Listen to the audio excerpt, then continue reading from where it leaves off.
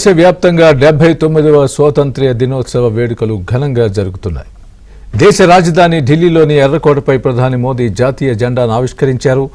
ఎర్రకోటపై 12వసారి భారత ప్రధానమంత్రి హోదాలో మోదీ జాతీయ జెండాను ఆవిష్కరించారు.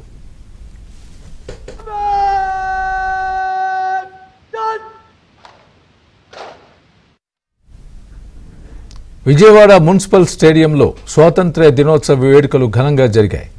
ఏపీ సీఎం చంద్రబాబు జాతీయ జెండాను ఆవిష్కరించారు. అనంతరం పోలీసుల గౌరవ వందనం స్వీకరించారు.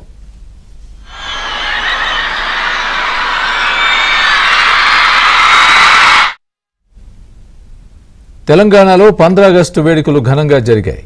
గోల్కొండ కోటపై తెలంగాణ సీఎం రేవంత్ రెడ్డి జాతీయ జెండా ఎగురవేశారు.